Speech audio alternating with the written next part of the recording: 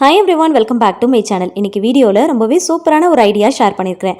மிச்சமான இடியாப்ப மாவை இந்த மாதிரி செஞ்சு பாருங்க. ரொம்ப சூப்பரா இருக்கும். அடிக்கடி செய்வீங்க. இது கூடவே ஒரு ரெசிபி வீடியோவும் ஷேர் பண்ணியிருக்கேன். ஸோ வீடியோவை ஸ்கிப் பண்ணாமல் பாருங்க. ரொம்பவே யூஸ்ஃபுல்லாகவும் இன்ட்ரெஸ்டிங்காகவும் இருக்கும். வீடியோக்கு போகிறதுக்கு முன்னாடி ஃபர்ஸ்ட் டைம் சேனலை பார்க்குறீங்கன்னா ப்ளீஸ் சப்ஸ்கிரைப் பண்ணிட்டு பாருங்க. பக்கத்தில் இருக்கிற பெல் ஐக்கனையும் கிளிக் பண்ணிக்கோங்க. அப்போ தான் நான் போடுற வீடியோஸ் எல்லாமே உங்களுக்கு நோட்டிஃபிகேஷன் வரும். நீங்கள் மிஸ் பண்ணாமல் பார்க்கலாம். ஃபர்ஸ்ட் இதை செய்யறதுக்கு நல்ல ஒரு கனமான பாத்திரத்தில் அரை கப் அளவுக்கு மட்டும் தண்ணி சேர்த்துக்கலாம். 1 டீஸ்பூன் அளவுக்கு கோகோனட் ஆயில் சேர்த்துக்கோங்க. சேர்த்துட்டு நல்லா கலந்து விடுங்க.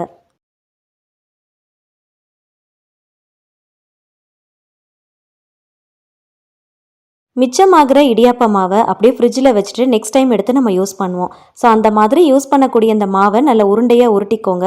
இப்போ தண்ணி கொஞ்சம் நல்லா சூடாகி வரும்போது இந்த மாவு உள்ளே போட்டுக்கலாம். இந்த மாவை ஃப்ரிட்ஜில் வச்சுருக்கிறதுனால கொஞ்சம் நல்லா டைட்டாக இருக்கிற மாதிரி இருக்கும். அதை இந்த மாதிரி நல்லா உடச்சி விடுங்க. மரக்கரண்டியை யூஸ் பண்ணிக்கோங்க. மிக்ஸ் பண்ணுறதுக்கு வசதியாக இருக்கும். மாவை நல்லா உடச்சி விட்டு இந்த தண்ணியோடு சேர்த்து நல்லா கட்டி இல்லாமல் கலந்து எடுத்துக்கோங்க. ஆல்ரெடி இடியாப்ப மாவு பிசையும் போது உப்பு சேர்த்துருப்போம் இல்லையா, அதனால நான் இப்போ உப்பு எதுவும் சேர்க்கலை. ஜஸ்ட்டு கோகோனட் ஆயில் மட்டும் சேர்த்துருக்குறேன். ஆயில் சேர்க்கறதுனால நல்ல ஒரு சாஃப்ட்னஸ் கொடுக்கும். நல்ல மணமாகவும் டேஸ்ட்டாகவும் இருக்கும். தேங்காய் எண்ணெய்க்கு பதிலாக நெய் கூட சேர்த்துக்கலாம். அதுவுமே நல்லா தான் இருக்கும். மாவு நல்லா கரைஞ்சி மறுபடியும் நல்லா திக்காகி நல்லா கட்டியாகி வரணும். நல்லா இந்த மாதிரி கைவிடாமல் மிக்ஸ் பண்ணுங்கள். கொஞ்சம் நேரத்துலேயே மாவு நல்லா கட்டியாக ஆரம்பிக்கும். ஆனால் நடுவில் கட்டிகள் விழாமல் நல்லா உடச்சி விட்டு நல்லா கலந்து எடுத்துக்கோங்க. மாவை ஃப்ரிட்ஜில் வச்சு எடுத்துருக்கிறதுனால ரொம்ப கிரிப்பாக டைட்டாக இருக்கிற மாதிரி இருக்கும். அதை சாஃப்ட் ஆக்கிறதுக்காக தான் இந்த ப்ராசஸ் நம்ம பண்ணுறோம். அரை கப் அளவுக்கு மட்டும்தான் தண்ணி சேர்த்து இந்த மாதிரி நம்ம செய்யணும். ரொம்ப அதிகமாக சேர்த்து செஞ்சிட்டோம் அப்படின்னா மாவு ரொம்ப வெந்தா மாதிரி ஆகிடும். அதனால் ஒரு அரை கப் அளவுக்கு மட்டும் சேர்த்துக்கோங்க. சேர்த்து தண்ணி எல்லாமே மாவோடு சேர்த்து நல்லா கலந்து இந்த மாதிரி நல்லா சுருண்டு வரணும். பாத்திரத்தில் கொஞ்சம் கூட ஒட்டாமல் நல்லா சுருண்டு வரணும். அப்போ ஸ்டவ் ஆஃப் பண்ணிவிட்டு அப்படியே விட்டுறலாம். இப்போ வேறு ஒரு பவுலுக்கு மாற்றிட்டு நல்லா கொஞ்சம் கை பொறுக்கிற சூடு இருக்கும் போதே கையில் கொஞ்சமாக ஆயில் தடவிட்டு நல்லா ஒரு தடவை பிசைஞ்சு விட்டுக்கோங்க.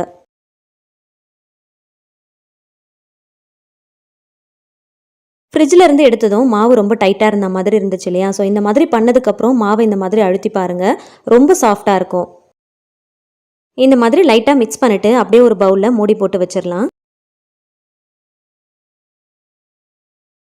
ப்ரெஷர் குக்கரில் கொஞ்சமாக நல்லெண்ணெய் ஊற்றிக்கலாம். எண்ணெய் சூடாகி வரும்போது ஒரு சின்ன துண்டு பட்டை, ஒரு 4 லவங்கம், ஒரு ஏலக்காய், ஒரு பிரிஞ்சி இலை, ஒரு சின்ன துண்டு கல்பாசி, அரை ஸ்பூன் சோம்பு, ஒரு 2 பெரிய வெங்காயத்தை பொடியை நறுக்கிட்டு சேர்த்துக்கோங்க. கருவேப்பிலை கொத்து சேர்த்து இது கூட ஒரு காஞ்ச வத்தலும் சேர்த்து பொன்னிறமாகிற அளவுக்கு வதக்கிக்கலாம். இன்னும் சின்ன வெங்காயத்தில் பண்ணிங்கன்னா டேஸ்ட் ரொம்ப நல்லாயிருக்கும். சின்ன வெங்காயத்தில் பண்ணுறதா இருந்துச்சு அப்படின்னா ஒரு 15 போல் சின்ன வெங்காயத்தை பொடியை நறுக்கிட்டு சேர்த்துக்கோங்க. அரை ஸ்பூன் இஞ்சி பூண்டு பேஸ்ட்டு சேர்த்து அதோடைய ராஸ்மெல் போகிற அளவுக்கு நல்லா வதக்கிக்கலாம். 2 வெங்காயத்துக்கு 3 தக்காளி பழம் எடுத்துக்கலாம். அதை மிக்ஸி ஜாரில் போட்டு கொஞ்சம் கொரகொரன்னு அரைச்சிட்டு இது கூட சேர்த்து நல்லா வதக்கி விடுங்க. தக்காளி நல்லா வதங்கினதும் 1/4 ஸ்பூன் மஞ்சள் தூள், 1/2 டீஸ்பூன் காஷ்மீரி மிளகாய் தூள், ஜீரகம், பெருஞ்சீரகம் ரெண்டுத்தையும் வறுத்து பொடி பண்ணி அதிலிருந்து ஒரு அரை ஸ்பூன் அளவுக்கு சேர்த்துக்கோங்க. கறி மசால் தூள் 1 டேபிள் ஸ்பூன் அளவுக்கு சேர்த்துட்டு மசாலாவுடைய அந்த பச்சை வாசனை போகிற அளவுக்கு நல்லா வதக்கி விடுங்க. இந்த ரெசிபிக்கு தேவையான அளவுக்கு கொஞ்சம் போல் கல் உப்பு சேர்த்துருக்கிறேன். இதையும் சேர்த்து நல்லா வதக்கிக்கலாம். எண்ணெயிலேயே இந்த மசாலா எல்லாத்தையுமே நல்லா வதக்கணும். வதக்குனதுக்கு அப்புறமா மட்டன் சேர்த்துக்கலாம். நான் ஒரு 250 கிராம் அளவுக்கு மட்டன் எடுத்துருக்கிறேன். ஸோ அதுக்கேற்ற மாதிரி மசாலாவுடைய அளவுகளில் நான் உங்களுக்கு சொல்லியிருக்கிறேன். நீங்கள் எடுக்கிற மட்டனுடைய அளவுக்கு ஏற்றா போல் எல்லா மசாலாவுடைய ரேஷியோவும் கூட்டிக்கவோ குறைச்சிக்கவோ செஞ்சுக்கோங்க. மட்டனை மசாலாவோட சேர்த்து நல்லா வதக்கிட்டு நல்லா எண்ணெய் பிரிஞ்சு வர ஸ்டேஜில் தேவையான அளவுக்கு தண்ணி சேர்த்துக்கலாம். மட்டன் மூழ்கிற அளவுக்கு தண்ணி சேர்த்து நல்லா கலந்துட்டு உப்பு காரம் கரெக்டாக இருக்கான்னு செக் பண்ணி பார்த்துக்கோங்க. மூடி போட்டு ஒரு 7லேருந்து 8 விசில் வச்சு எடுத்துக்கோங்க. கொஞ்சம் திக்காக செமி கிரேவி கன்சிஸ்டன்சியில் நான் பண்ண போகிறேன். அதனால் தண்ணி கொஞ்சம் கம்மியாக சேர்த்துருக்கிறேன். நீங்கள் குழம்பு மாதிரி பண்ண போகிறீங்கன்னா அதிகமாக சேர்த்துக்கோங்க. ப்ரெஷர் எல்லாமே ஆட்டோமேட்டிக்காக ரிலீஸ் ஆனதுக்கப்புறமா குக்கரை ஓப்பன் பண்ணி பார்க்கலாம். ஓரளவுக்கு தண்ணி இருக்கிறதுனால கொஞ்சம் நேரம் சிம் ஃப்ளேமில் வச்சு நல்லா வேக விடுங்க. மட்டன் செக் பண்ணி பாருங்கள், நல்லா குக் ஆகியிருக்கும். சம்டைம்ஸ் குக் ஆகாமல் இருந்துச்சு அப்படின்னா எக்ஸ்ட்ராவாக ஒரு 2 விசில் கூட வச்சு எடுத்துக்கலாம்.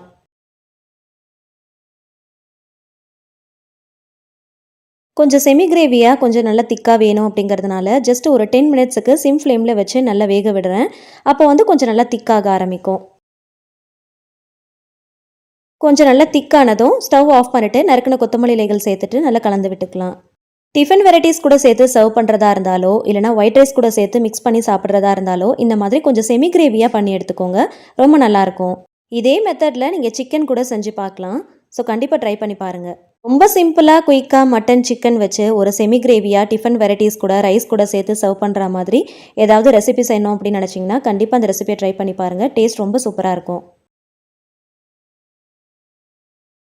மாவு மிக்ஸ் பண்ணுறதுக்காக ஒரு பாத்திரம் யூஸ் பண்ணோம் இல்லையா, அது சூடாக இருக்கும் போதே அந்த மாவு வந்து வெளியில் எடுத்ததுமே தண்ணியை ஊற்றி ஊற வச்சிட்டோம் அப்படின்னா நல்லா ஊறிடும். அதுக்கப்புறம் கை வச்சு நல்லா தேய்ச்சோம் அப்படின்னா ரொம்ப ஈஸியாக வாஷ் பண்ணி எடுத்துடலாம்.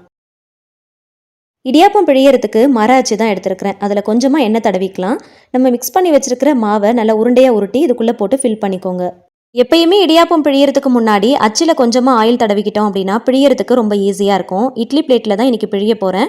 இட்லி பிளேட்லேயும் கொஞ்சம் போல் ஆயில் தடவிட்டு அதுக்கப்புறமா பிழிஞ்சு விடுங்க. வேக வச்சுட்டு வெளியில் எடுக்கும் போது எடுக்கிறதுக்கு ரொம்ப ஈஸியாக இருக்கும். இடியாப்பம் செய்யறதுக்கு மாவை நல்லா ஃப்ரெஷ்ஷாக பிசைஞ்சிட்டு நம்ம அப்போ செய்கிறோம் அப்படின்னா பிழியறதுக்கு ரொம்ப ஈஸியாக இருக்கும். அதே பிழிஞ்ச மாவை மீதமானதை ஃப்ரிட்ஜில் வச்சிட்டோம் அப்படின்னா எடுக்கும் போது ரொம்ப டைட்டாக இருக்கும். அப்போ நீங்கள் அச்சில் போட்டு பிழிஞ்சிங்க அப்படின்னா பிழியறதுக்கு ரொம்ப கஷ்டமாக இருக்கும். ஸ்டெயின்லெஸ் ஸ்டீல் டைப்பில் இடியாப்ப அச்சு வச்சுருக்கீங்க அப்படின்னா அதில் சுற்றி பிழியறது கொஞ்சம் ஈஸியாக இருக்கும். ஆனால் மர அச்சில் போட்டு பழைய மாவை பிழியும் போது ரொம்ப டைட்டாக இருக்கிற மாதிரி இருக்கும்.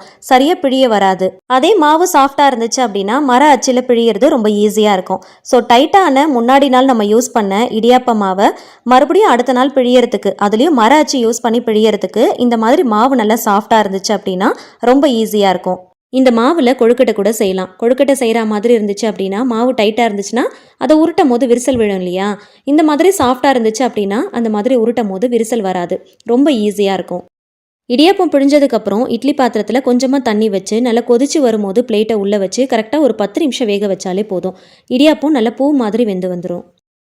ஆல்ரெடி நம்ம சேனலில் இடியாப்பம் ரிலேட்டடாக நிறைய வீடியோஸ் போஸ்ட் பண்ணியிருக்கோம். இடியாப்பத்தை நல்லா சாஃப்டாக செய்கிறது எப்படி, கஷ்டப்படாமல் அச்சில் பிழியறது எப்படி, இந்த மாதிரி நிறைய வீடியோ போஸ்ட் பண்ணியிருக்கோம். முடிஞ்சா டேக் பண்ணுறேன், அதை செக் பண்ணி பாருங்கள். ரொம்பவே யூஸ்ஃபுல்லாக இருக்கும். பாத்திரத்தில் மாவு போட்டு மிக்ஸ் பண்ணுறதுனால பாத்திரத்தை வாஷ் பண்ணுறது ஒரு வேலையாக இருக்கும். அதை ஈஸியாக வாஷ் பண்ணுறதுக்கு இந்த ஒரு சின்ன மெத்தடை ஃபாலோ பண்ணிக்கோங்க. செஞ்ச கையோட ஊற வச்சிட்டோம் அப்படின்னா வாஷ் பண்ணுறது ரொம்ப ஈஸியாக இருக்கும். 10 நிமிஷத்தில் இடியாப்பம் நல்லா சாஃப்டாக பூ மாதிரி வெந்து வந்துருச்சு பாருங்கள். பழைய இடியாப்ப மாவில் கஷ்டப்பட்டு இடியாப்பத்தை பிழியாமல் ரொம்ப ஈஸியாக சாஃப்டாக பிழியறதுக்கு இந்த டிப் கண்டிப்பாக உங்களுக்கு ரொம்பவே யூஸ்ஃபுல்லாக இருந்திருக்கும். டைட்டாக இருக்கிற மாவில் இடியாப்பம் பிழியறதும் கஷ்டமாக இருக்கும். அதை வேக வச்சு எடுத்தாலும் அந்தளவுக்கு சாஃப்டாக இருக்காது. ஆனால் இந்த மாதிரி செஞ்சு பாருங்கள், செம்ம சாஃப்டாக இருக்கும். இந்த மாதிரி நல்ல சாஃப்டாக இடியாப்பம் செய்கிறதுக்கு மாவு எப்படி மிக்ஸ் பண்ணலாம் அப்படிங்கிறத ஆல்ரெடி வீடியோவில் போஸ்ட் பண்ணியிருக்கேன். அதை நான் உங்களுக்கு டேக் பண்ணுறேன், கண்டிப்பாக செக் பண்ணி பாருங்கள். ரொம்பவே யூஸ்ஃபுல்லாக இருக்கும். வேலை மெனக்கிட்டு இதை வேற ஒரு வேலையாக செய்யணுமா அப்படின்னு நினைக்காதீங்க. மாவு ரொம்ப டைட்டாக இருந்துச்சு அப்படின்னா அதை கஷ்டப்பட்டு பிழிகிற மாதிரி இருக்கும் இல்லையா, அதுக்கு இந்த ஒரு சின்ன வேலையை நீங்கள் செஞ்சீங்க அப்படின்னா ரொம்ப சாஃப்டாக செஞ்சிடலாம். நான் கொஞ்சமாக மாவு யூஸ் பண்ணி உங்களுக்கு இந்த டிப்பை வந்து ஷேர் பண்ணியிருக்கேன். அதிகமாக மாவு யூஸ் பண்ணுறீங்க அப்படின்னா கண்டிப்பாக உங்களுக்கு இந்த டிப் ரொம்பவே யூஸ்ஃபுல்லாக இருக்கும். இடியாப்பத்து கூட இந்த மட்டன் கிரேவி வச்சு சர்வ் பண்ணி பாருங்கள். டேஸ்ட் ரொம்ப நல்லாயிருக்கும். இது சிக்கன்லேயும் நீங்கள் ட்ரை பண்ணி பார்க்கலாம். இந்த வீடியோவில் நான் ஷேர் பண்ணியிருக்கிற இந்த டிப்ஸும் இந்த ரெசிபியும் உங்களுக்கு ரொம்பவே யூஸ்ஃபுல்லாக இருந்திருக்கும்னு நினைக்கிறேன். வீடியோ பிடிச்சா மறக்காமல் லைக் பண்ணுங்கள். தெரிஞ்ச ஃப்ரெண்ட்ஸ் அண்ட் ஃபேமிலிஸ் கூட ஷேர் பண்ணிக்கோங்க. கண்டிப்பாக ட்ரை பண்ணி பார்த்துட்டு ஃபீட்பேக் ஷேர் பண்ணுங்கள். அப்கமிங் வீடியோஸை மிஸ் பண்ணாமல் பார்க்கணுன்னா சேனலை மறக்காமல் சப்ஸ்கிரைப் பண்ணி வச்சுக்கோங்க. Thank you so much. கீப் வாட்சிங்.